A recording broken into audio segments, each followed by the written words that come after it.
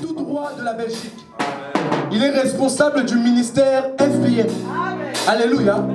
Le ministère FBM qui se trouve en Belgique et bientôt en France. Il est responsable de cela. Amen. C'est un homme très humble et rempli d'amour. Alléluia.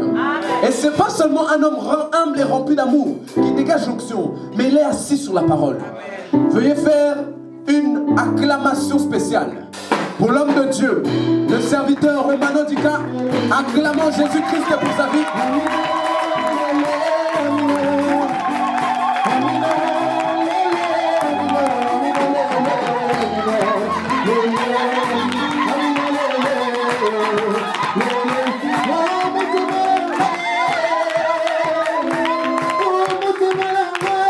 Que l'Éternel vous bénisse.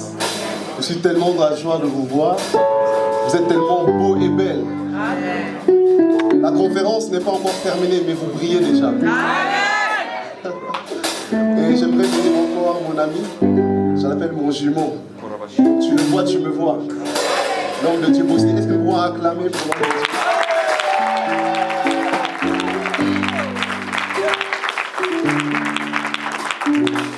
Amen. Je bénis le Dieu des servantes de Dieu et du serviteur de Dieu qui sont passés avant moi et ceux qui vont passer après moi. Amen. Je bénis vraiment Dieu pour cette atmosphère qu'il a libérée et je sais que l'Éternel nous fera encore du bien cet après-midi. Alors nous pouvons nous mettre. Que Dieu vous bénisse. Que Dieu bénisse les chantres. Que Dieu bénisse chacun d'entre nous. Est-ce que quelqu'un peut dire avec moi, It is my time to shine. Vous savez, les thèmes en anglais, ça donne toujours quelque chose. C'est comme j'aime dire, comme le sel sur les frites. Ou c'est comme quelqu'un qui aime les piments à côté de son foufou là. Donc l'anglais, quand tu donnes un thème en anglais, ça fait toujours quelque chose. Dis encore avec moi, It is my time to shine.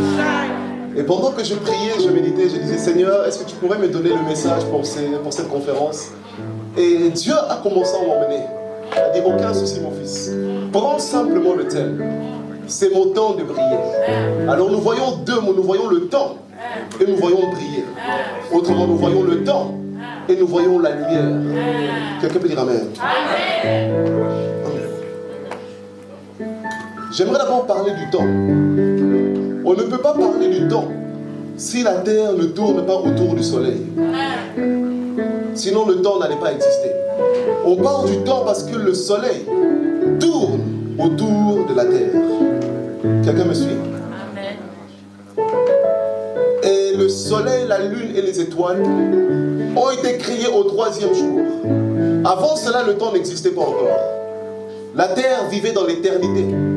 Avant cela, c'était le temps de Dieu. Mais à partir du 3e jour, quelqu'un peut dire avec moi le 3e jour, le temps a commencé.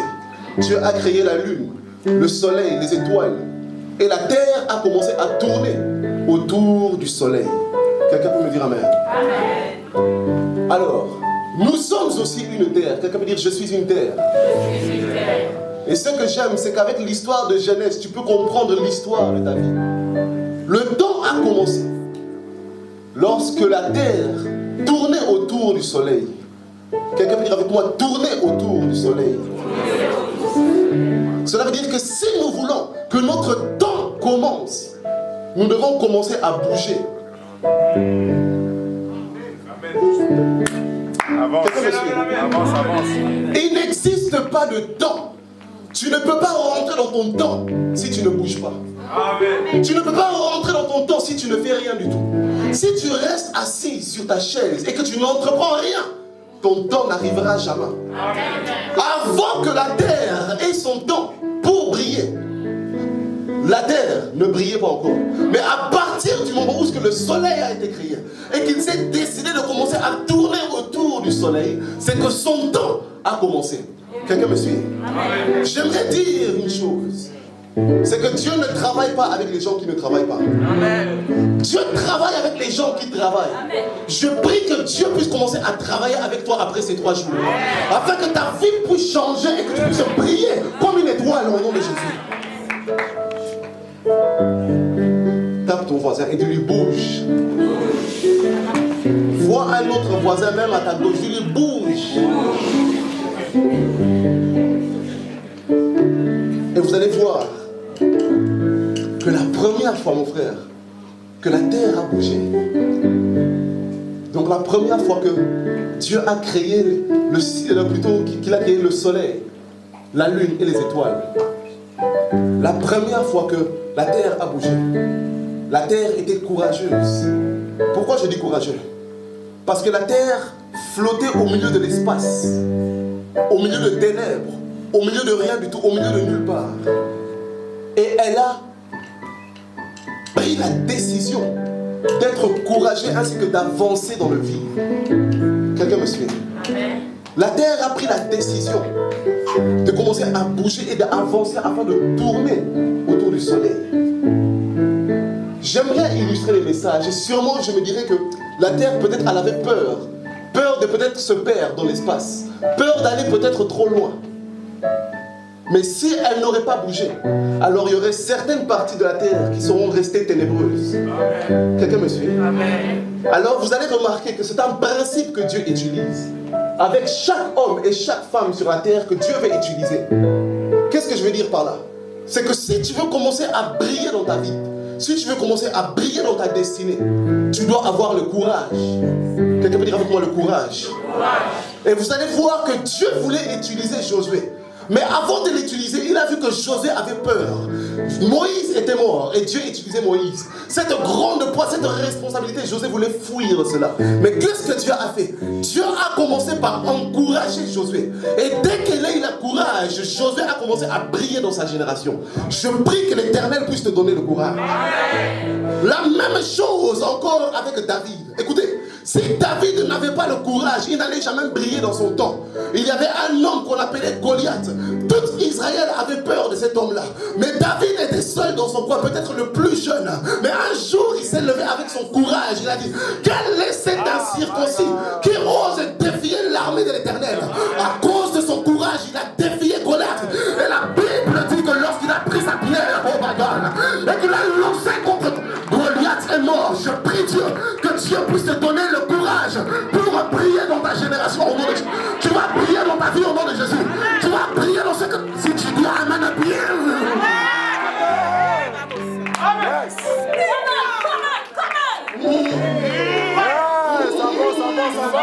Dites avec moi le courage. Dieu va te donner du courage pour affronter les combats. Tête de fer. Opération briser les murailles.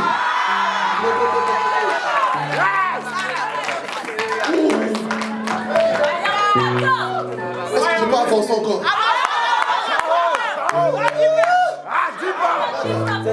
La Bible déclare encore qu'il y avait que Pharaon était en train de maltraiter le peuple de l'Éternel. Et Dieu apparaît à Moïse. Il a dit, homme de Dieu, il a dit, j'ai entendu les cris que font pousser mes enfants et je suis descendu pour la délivrer. La Bible dit que Moïse avait peur. Moïse tremblait. Pourquoi? Parce que Pharaon n'était pas seulement un homme, mais Pharaon était un Dieu. Pharaon était un Dieu. Moïse avait peur. Mais laissez-moi vous dire une chose. Avant que Dieu puisse envoyer Moïse, my God, il a commencé par l'encourager. Avant que Dieu envoie Moïse pour briller, il a commencé à l'encourager. Je prie que Dieu puisse t'encourager au nom de Jésus. La Bible dit comme ça. La première fois, Moïse est allé seul. Il a tué un Égyptien qui frappait son frère. Mais parce qu'il avait peur, il est parti dans le désert. La Bible dit 40 ans il est resté là-bas. Mais Dieu l'a encouragé. Dieu l'a parlé. Et quand il est revenu, c'était pour délivrer le peuple d'Israël. Je déclare dans ta vie, là où tu as échoué, après ces 3 jours, tu seras encouragé. Et tu vas, my God, tu vas prier au nom de Jésus. Si tu te lèves, tu cries Amen. Que Dieu t'exauce.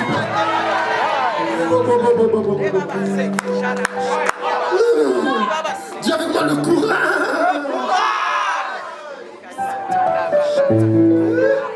Est-ce que je peux avancer encore?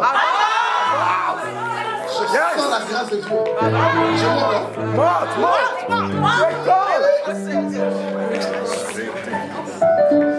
Nous avons parlé du temps.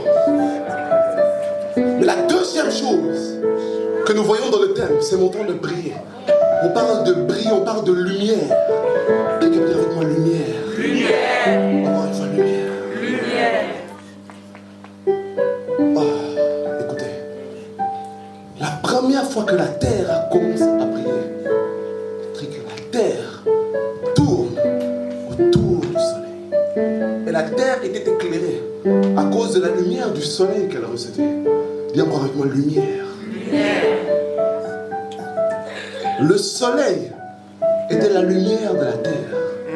Mais ce que j'aime, c'est que si tu avances dans les évangiles et que tu vas jusqu'en Apocalypse, l'apôtre Jean dit, dans les derniers temps, lorsque le royaume sera, ce n'est ni le soleil, ni la lune qui éclairera les hommes, mais ce sera la gloire de Dieu qui va éclairer tout homme. Ça serait lorsqu'on serait dans le règne de Dieu, lorsqu'on sera au ciel. Mais écoutez, être prophétique, ce n'est pas seulement voir dans l'avenir, mais c'est de emmener l'avenir dans le présent.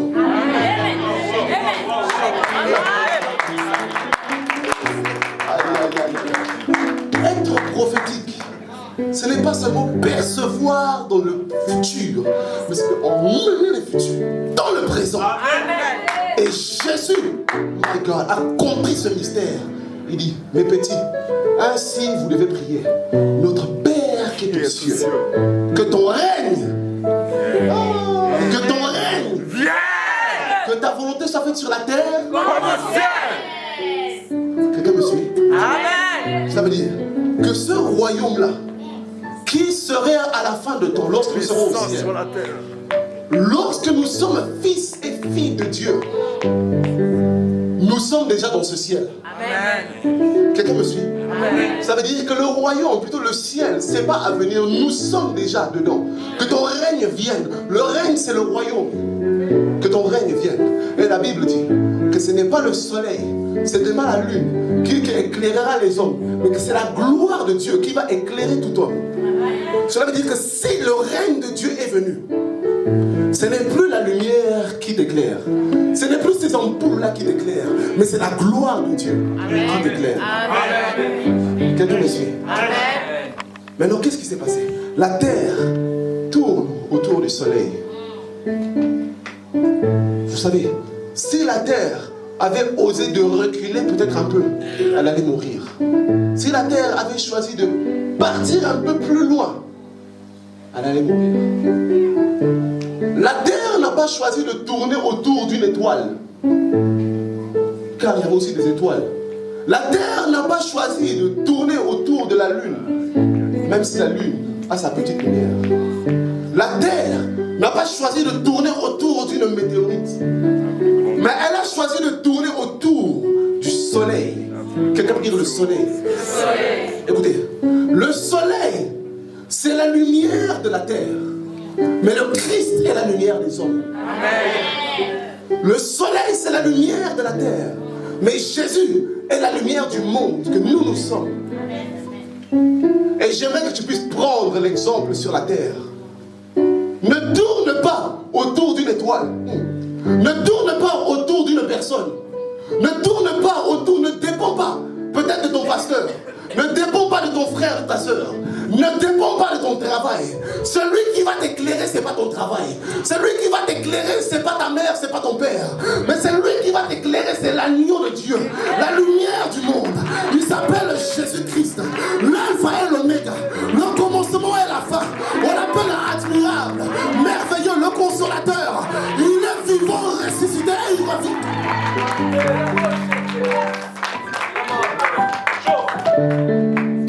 Tourne autour de la lumière qui est Jésus et tu seras éclairé. Est-ce que nous pouvons acclamer le roi de Dieu? Le Seigneur, le Seigneur. J'aimerais maintenant rentrer dans mon message. Nous sommes ensemble dans le livre de Genèse. Genèse chapitre 1. J'espère que vous n'êtes pas fatigués. Vous êtes fatigués? Non. Vous voulez rentrer? Non. Je bénis Dieu pour ce qui a été fait. Alors, il dit comme ça que lorsque Dieu commence une chose, il l'emmène à la perfection. Amen. Nous allons aller jusqu'à la perfection. Amen. Nous sommes dans le livre de Genèse, chapitre 1. Comme tu t'élèves, que Dieu t'élève au nom de Jésus. Amen. Comme tu t'élèves, que Dieu t'élève au nom de Jésus. Amen. Et comme tu restes assis, ah, ça c'est toi-même. Genèse, chapitre 1, verset 1 à 2. Je lis au nom du Seigneur. Amen. Je lis au nom du Seigneur. Amen. Au commencement, Dieu créa les cieux et la terre. La terre était informe et vide, et il y avait des ténèbres à la surface de l'abîme. Et l'Esprit de Dieu se mouvait au-dessus des eaux. Nous allons maintenant prendre le livre d'Ésaïe. Le livre d'Ésaïe dans le chapitre 60. Ésaïe, chapitre 60, verset 1 à verset 3.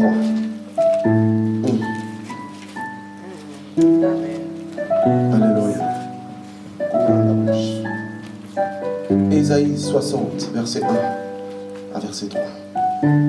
Est-ce que nous y sommes? Je vais lire au nom du Seigneur. Lève-toi, sois éclairé, car ta lumière arrive, et la gloire de l'Éternel se lève sur toi. Voici les ténèbres couvrent la terre, et l'obscurité les peuples. Mais sur toi, l'Éternel se lève, sur toi sa gloire apparaît.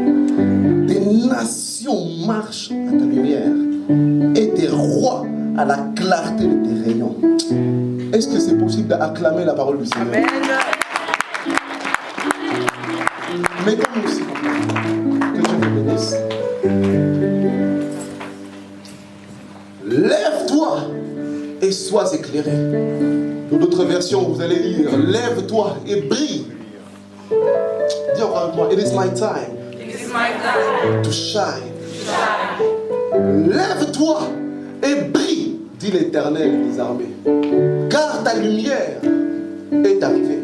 J'ose croire que ce message, c'est un message prophétique pour ce temps, pour cette ville, pour toi qui m'entends. Et j'ai mené quelques investigations sur ce que Dieu veut dire lorsqu'il parle d'éclairer, ou lorsque Dieu parle de brille. Vous savez, souvent on comprend bien le sens du texte quand nous partons dans l'origine, quand c'est écrit en hébreu, et tu suis un peu leur façon de réfléchir, leur façon de parler lorsqu'ils écrivaient des choses. Quelqu'un me suit? Et lorsque la Bible parlait de lumière, plutôt ici, lève-toi et brille, lorsqu'elle parle de brille, elle parle de lumière. Et lorsqu'elle parle de lumière, il y a 3 définitions. Il y a 3 mots qui définissent le mot lumière en hébreu. Et le premier mot, c'est Kal. Quelqu'un peut dire avec moi Kal? Q-A-L, Kal. Qu'est-ce que veut dire Kal? Parce que nous lisons lève-toi et brille. Brille, c'est lumière. Lumière en hébreu, c'est Kal. Et qu'est-ce que Kal veut dire? C'est devenir une lumière. Briller. Donc, lève-toi et deviens une lumière. Deviens une lumière, donc tu es devenu une lumière. Brille. Et il y a certaines personnes sur la terre qui ont opéré sous cette dimension de calme. Cela veut dire qu'ils sont devenus la lumière. Nous allons voir des géants comme notre Maître du Seigneur Jésus-Christ. La Bible dit comme ça que au commencement était la parole. La parole était avec Dieu. Tout a été fait avec lui. Rien de ce qui a été fait a été fait sans lui. En elle était la vie. Et cette vie était la lumière des hommes. La parole est la lumière. La parole c'est Jésus. Jésus est la lumière. Plus tard il vient encore. Il dit je suis la lumière du monde. Celui qui me suit ne marchera jamais dans les ténèbres. Jésus opérait dans la dimension de calme. Il était lui-même la lumière, lui-même devenu la lumière, descendu sur la terre. Et il y a des avantages lorsque tu opères sous cette dimension. Ça veut dire que j'aime ce que Jean dit dans le chapitre 1. Elle dit que la lumière luisait dans les ténèbres, mais les ténèbres ne l'ont point reçue. Lorsque tu deviens une lumière, ce n'est pas toi qui vas fuir les ténèbres, mais c'est les ténèbres qui vont te fuir. Lorsque je parle de ténèbres, je parle de tout ce qui est négatif. Donc tu peux mettre tout ce qui est négatif dans ta vie à la place du ténèbre. Ce n'est pas toi qui vas fuir la maladie, mais c'est la maladie qui va te fuir. C'est pas toi qui vas fuir la pauvreté, mais c'est la pauvreté qui va te suivre. C'est pas toi qui vas fuir les combats, mais c'est les combats et l'ennemi qui va lui-même te fuir. Je prie que tu puisses opérer dans la dimension de calme au nom de Jésus. Que Dieu puisse faire de toi une lumière et que tu puisses briller. Quelqu'un peut dire avec moi, devenir une lumière. Encore une personne qui opérait sous cette dimension, c'était Moïse. Et t'as volé mon verset. Ah. La Bible dit comme ça que Moïse, 40 jours et 40 nuits, il s'entretenait, il discutait, il parlait avec l'Éternel. 40e jour, il descend avec les tablettes de la loi. Je prie Dieu que Dieu puisse nous faire cette grâce. Il descend. Et pendant qu'il descend, sa peau, vous voyez sa peau, commençait à briller. Sa peau commençait à briller. Il descend avec les tablettes de la loi. Le peuple le voit, est effrayé. Il dit, mais quel est cet homme qui brille d'une façon où on ne pouvait pas le regarder? Mais qu'est-ce qui se passe? Tellement que la gloire était tellement forte et qu'il opérait sur cette dimension de calme et qu'il était devenu lui-même une lumière. La Bible dit comme ça qu'on l'a mis un voile afin de couvrir sa figure. Quelqu'un me suit? Écoutez, nous ne sommes pas Moïse. Dieu va faire de toi une lumière. Et aucune personne pourra mettre le voile sur toi. Amen. Si Moïse a accepté qu'on mette le voile pour qu'on ne voit pas sa lumière, nous n'allons pas accepter qu'on nous mette le voile pour qu'on ne voit pas notre lumière. Celui qui va mourir à cause de la lumière est allié, c'est son problème. Mais la lumière de Dieu doit briller dans toutes les nations. Les gens doivent voir que nous sommes des chrétiens. Je suis chrétien et fier. Je suis chrétien et fier. Je prêche la parole, je suis fier. Je parle avec Dieu, je suis fier. Je vais prier, je suis.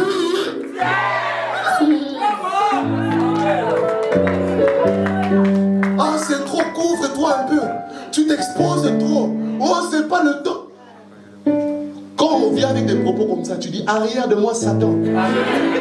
Toi qui viens me mettre le voile. Plusieurs fois, je fais l'œuvre de Dieu. On vient me parler. Romano, tu en fais trop. Tu es trop visible. Pourtant, moi, je fais l'œuvre de Dieu. J'ai compris. C'est les mêmes personnes là qui ont mis le voile sur Moïse. Qui veulent te afin que ta lumière ne brille pas. Je déclare, toute voile qu'on avait mis sur toi, je les désire au nom de Jésus.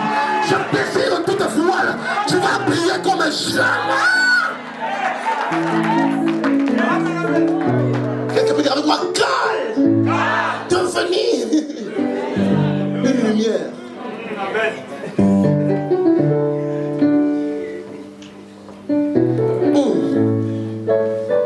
La deuxième définition que les Hébreux donnent, c'est Nipal. Quelqu'un peut dire avec moi Nipal? Je ne sais pas si c'est Nipal ou Nipal, mais les Hébreux ils ont une langue. Bon. Nipal ou Nipal, mais bref, Nipal. Quelqu'un peut dire avec moi Nipal? Nipal. Donc, lève-toi et Nipal. Et qu'est-ce que veut dire Nipal? Ah, ça c'est grave. Nipal veut dire illuminer. Ça c'est grave. Donc, lève-toi et sois illuminé. Quelqu'un me suit? Amen. J'aimerais dire une chose. C'est que les personnes que nous appelons Illuminati là, c'est pas eux. La véritable lumière, c'est nous qui nous l'avons. C'est toi et moi qui sommes illuminés. Eux, c'est aveuglati. Ils doivent changer. C'est nous qui nous sommes illuminés. Il ne faut pas moment lui il parle d'illuminer sur moi, il est rentré. Non. C'est nous qui avons la lumière du monde. Quelqu'un peut dire avec moi Nipal. Et il y a certaines personnes, mon frère, qui ont opéré sous cette dimension de Nipal. Donc de personnes illuminées. Des personnes, je les appelle mystiques. Quelqu'un peut dire avec moi mystique. Vous savez, les occultistes, les sorciers ainsi que de suite, ce sont des petits joueurs. Amen. Hein? Amen. Tu ne peux même pas comparer la sorcellerie avec la foi chrétienne. Amen. Tu ne peux pas. La foi, c'est trop dangereux. Amen. Comme mon grand-père le dit, l'évangile n'est pas pour les petits enfants. Amen. Quelqu'un peut dire avec moi, être illuminé. Et parmi ces gens, nous allons voir Daniel. Daniel était un illuminé. Dieu avait fait de lui une lumière. Et la Bible dit que même lorsque les mages, les occultistes le regardaient, ils voyaient comme des luminaires briller en lui. Et qu'est-ce qui s'est passé? Le roi Nabuchodonosor l'a mis au-dessus de tout. Donc il était chef de tous les mages, de tous les divins, de toutes les personnes qui disent des aventures, qui lisent les cartes. Lui, il était leur chef. Pourquoi? Parce qu'il était illuminé. Écoutez, la foi chrétienne est dangereuse. Plus dangereux que n'importe quel, je ne sais pas quoi. Quelqu'un me suit? Et parmi ces personnes, nous allons encore voir Joseph. Joseph était un illuminé. Une personne qui est éclairée. Là où ce que personne ne voit, lui, il voyait. La Bible dit que le pharaon avait eu un songe.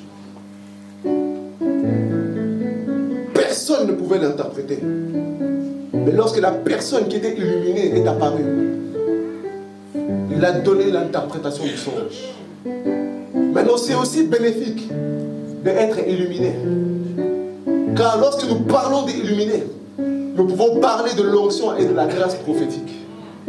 Quelqu'un me suit? Car les prophètes sont ceux qui sont illuminés. Je prie que Dieu puisse t'illuminer dans le... T'illuminer, comment on dit? J'ai perdu le mot. T'illuminer au nom de Jésus-Christ. Et qu'est-ce qui se passera? C'est que là où personne ne voit, toi tu verras. Là où personne ne trouve la solution, parce que toi tu es illuminé, tu trouveras la solution. Tu seras la solution de plusieurs personnes.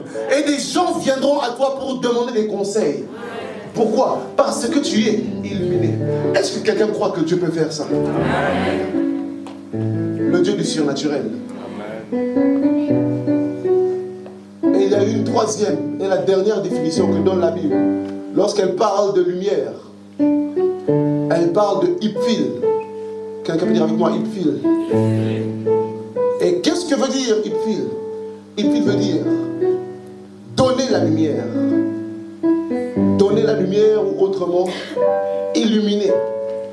Donc pas la personne qui est illuminée, mais il a la capacité d'illuminer les autres. Vous voyez? Ipphil, c'est celui qui est capable de donner la lumière. Je prie Dieu que tu puisses opérer sur cette dimension. Que tu puisses être capable de communiquer la grâce que tu as reçue au nom de Jésus-Christ. Et vous allez voir, si vous lisez la Bible, de Genèse à l'Apocalypse, Dieu a utilisé des personnes qui marchaient sous la grâce et l'onction de Ipphil, donc d'illuminer et de donner la lumière. Mais j'ai une bonne nouvelle.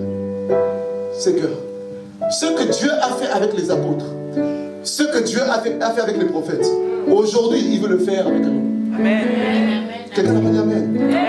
Ce que Dieu a fait avec les anciens, qui ont secoué le monde, aujourd'hui Dieu veut le faire avec toi et moi. Écoutez, Dieu n'est pas un homme pour mentir, ni un fils de l'homme pour se repentir. Mais ce qu'il dit, il s'accomplit. La parole de Dieu n'a pas de date d'expiration. Elle est valable jusqu'à la fin du monde. C'est-à-dire que ce que Dieu avait dit dans Genèse, ce que Dieu avait dit dans Exode, ce Ce qu'il a dit dans les anciens livres, dans les évangiles, il est capable de le faire au temps d'aujourd'hui. Écoutez, leur temps est fini. Ce terme, c'est It's my time. C'est mon temps à moi. Le temps de l'apôtre Paul, c'est fini. Le temps de je ne sais pas qui de Jean est fini. Le temps de Moïse est fini. Le temps de Élie est fini. Le temps des géants est fini. Mais aujourd'hui, c'est ton temps. Que l'Éternel puisse t'éliminer au nom de Jésus.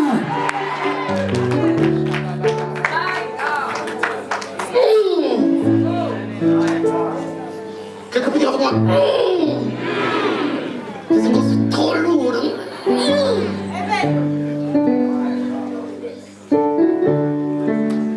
And it's my time to shine.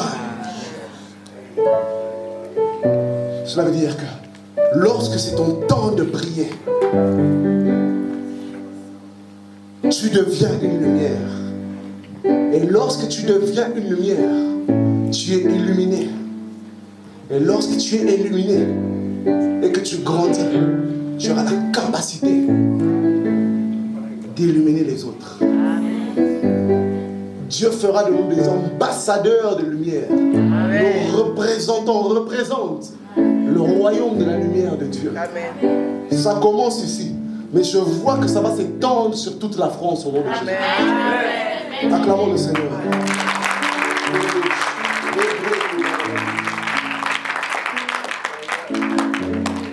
Pour l'instant, ça va? On est fatigué? Non. Je peux continuer? Continue. Quatrième vitesse. Ici, c'est merveilleux. Allons dans Genèse, le premier chapitre que nous avons lu. Genesis. Est-ce que je peux enlever ma veste? S'il vous plaît. Excusez-moi, il fait tellement chaud.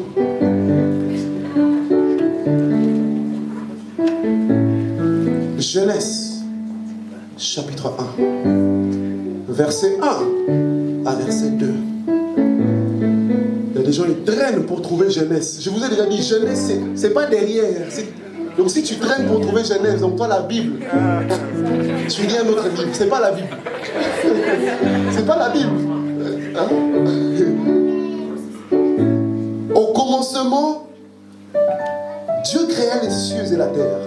Écoutez, la terre était informe et vide, et il y avait des ténèbres à la surface de l'abîme. Et l'Esprit de Dieu se mouvait au-dessus des eaux. Je veux aussi relire le livre d'Ésaïe pour que nous puissions comprendre où je vais en venir. Je vais lire. Ésaïe 60, verset 1. Écoutez. Lève-toi et sois éclairé, car ta lumière arrive et la gloire de l'Éternel se lève sur toi. Et voici, couvre la terre. Et voici les ténèbres couvrent la terre et l'obscurité le peuple. Mais sur toi l'Éternel se lève, sur toi sa gloire apparaît. Amen. Amen. Amen. Amen. Ici nous voyons une chose remarquable. C'est qu'au commencement, Dieu créa les cieux et la terre. La terre était informe et vide. Et il y avait les ténèbres aux surfaces de l'abîme. Il y avait le chaos à cause du ténèbre et de son règne qui était descendu à cause de la chute qu'il y avait eue. Quelqu'un me suit? Amen.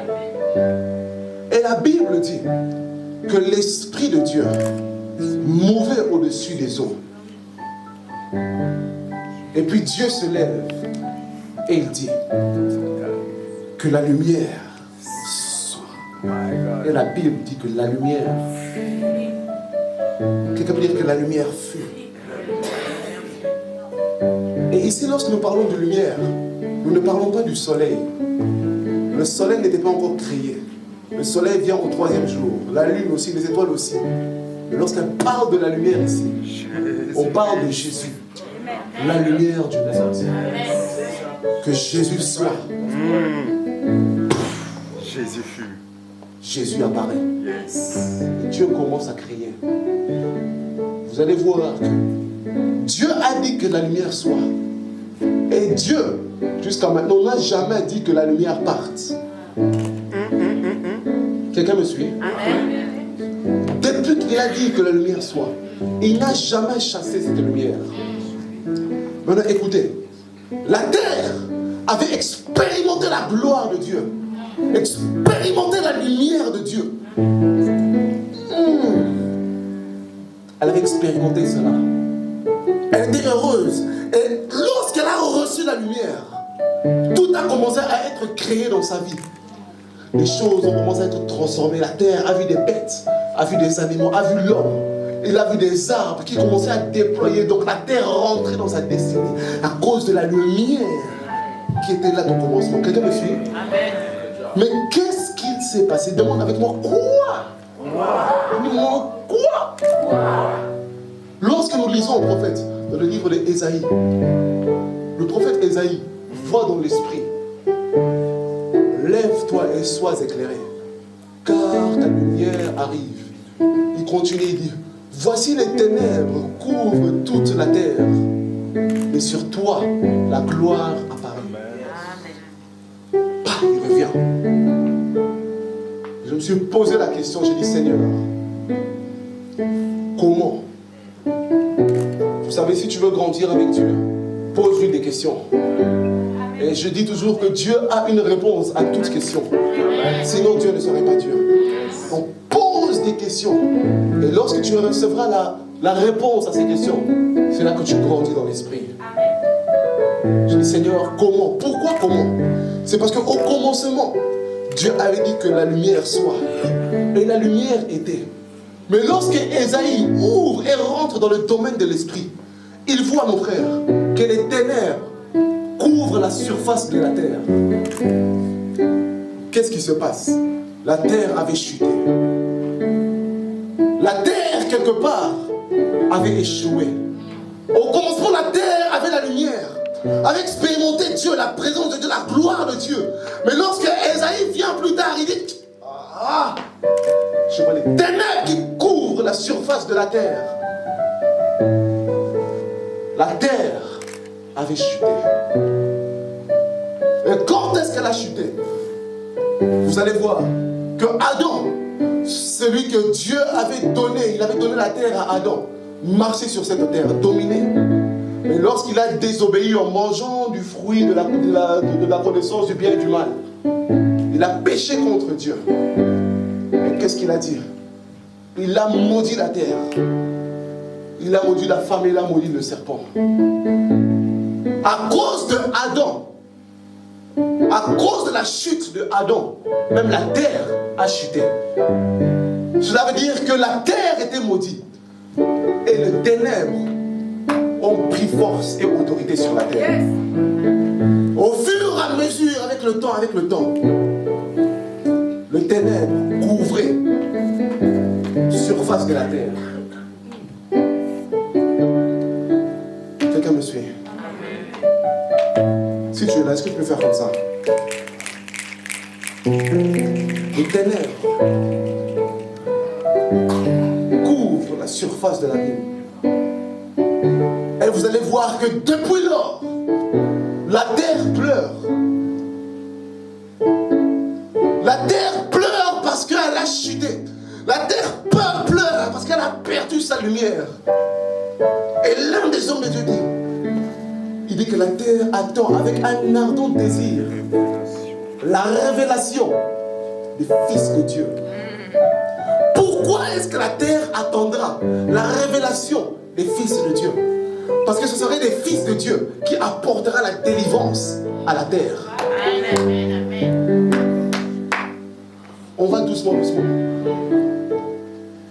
La terre a chuté. La terre pleure. Elle attend avec un ardent désir. Donc, ce n'est pas un désir normal, mais un ardent désir. Elle sait la gloire qu'elle a expérimentée et elle a besoin de sa délivrance. Quelqu'un peut dire, it is my time to shine.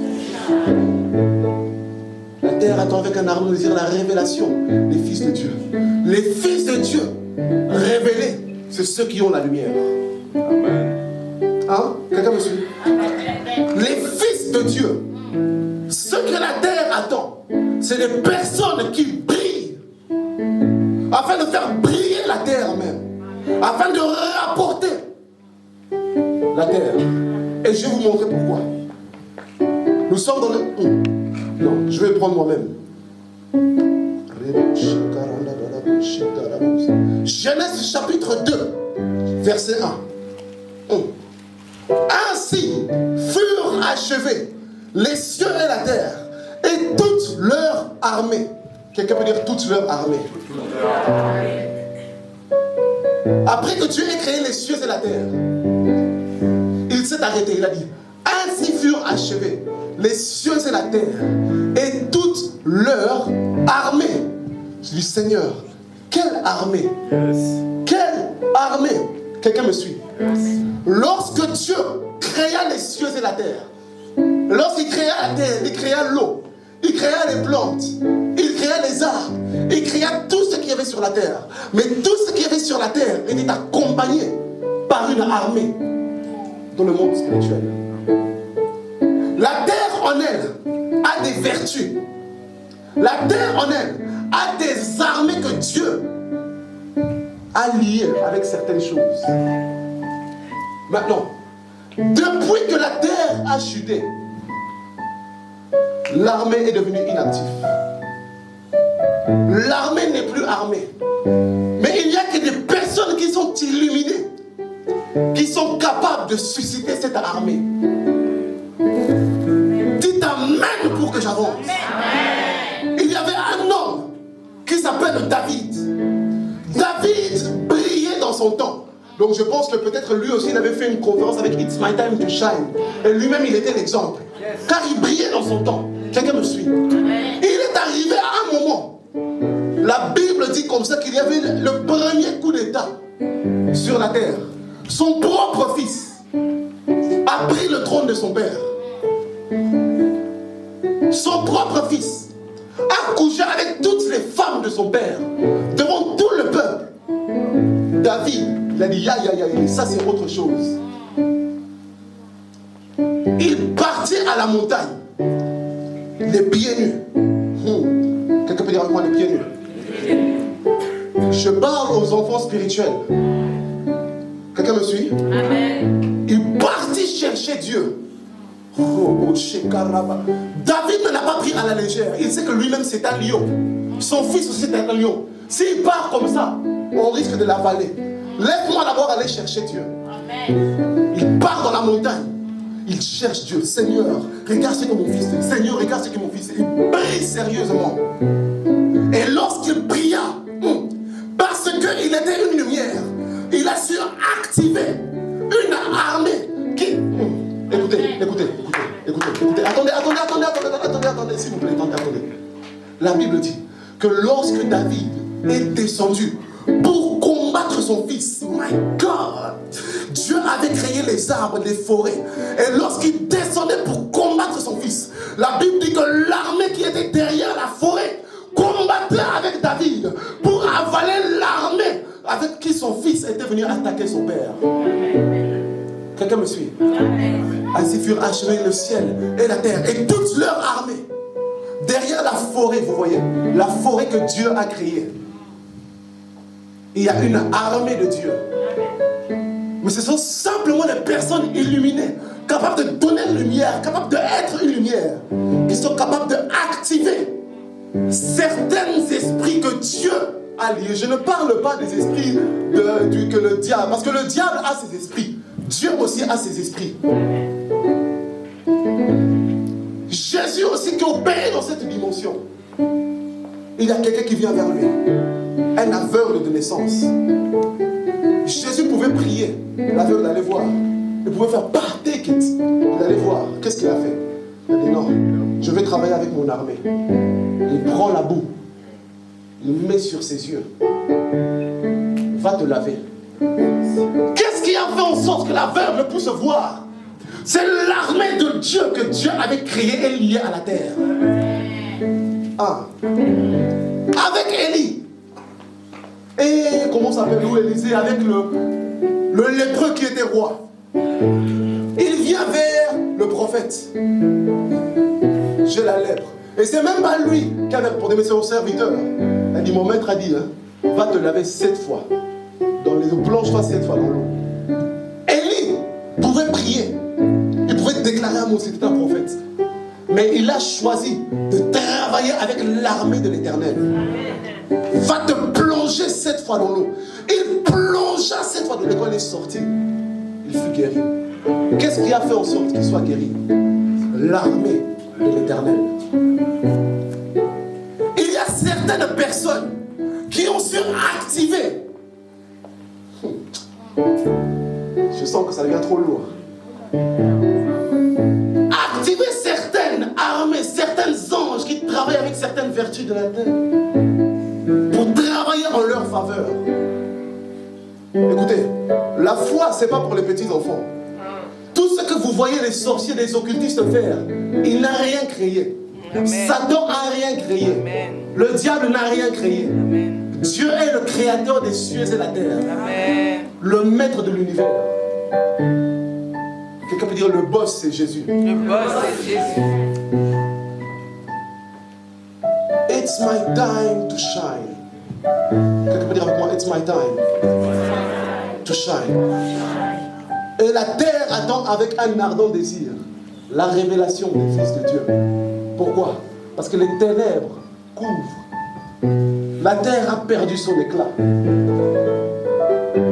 Mais il arrivera un temps. Écoutez, moi je suis en train de prier que plus tard dans mon jardin, que je puisse avoir des plantes qui ne fanent pas. Quelqu'un a compris? Je prie Dieu que dans mon jardin plus tard, que je puisse avoir des plantes qui ne fanent pas. Pourquoi? Parce que la terre attend avec un ardent désir la révélation des fils de Dieu. Je veux vivre certains miracles, même avec la terre même. Amen. Je veux être celui qui apportera la délivrance, même jusqu'à la terre. Amen. Jésus même opérait dans cette dimension. Lorsqu'il vit le figuier, c'était même pas la saison de ce figuier. Mais lorsque Jésus se présente, il dit, où sont les fruits? Il n'y en avait pas. Pourquoi? Parce que Jésus était celui, lorsque tu es dans la présence de Jésus, tu dois produire. Amen. Cet arbre n'a pas produit, il a maudit. Écoutez, les fils de Dieu ont un pouvoir sur la terre. Lorsque tu pries, tu as un pouvoir sur la terre. Et je déclare à une personne ce soir, c'est ton temps de briller. Amen. Tu vas briller et tu vas dominer sur toutes choses. Que ce soit sur la terre, que ce soit dans ton travail, que ce soit dans ta destinée, tu vas briller au nom de Jésus-Christ. Est-ce que nous pouvons acclamer le roi des rois?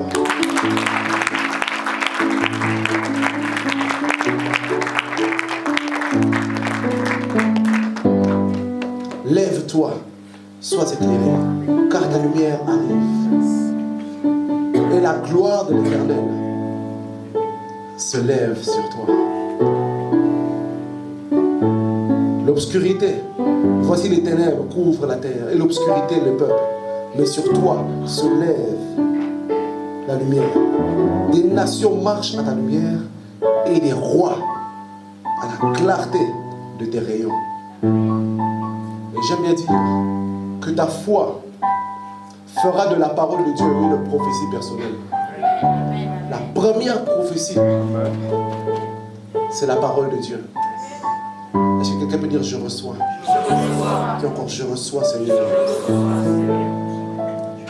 Alors, il y a un grand travail qui a été fait lorsque la servante de Dieu, Grâce continuera à prêcher, et lorsque l'homme de Dieu, Bosley, ont prêché, il y a des grâces qui sont libérées sur vous. Mais j'aimerais qu'on prie.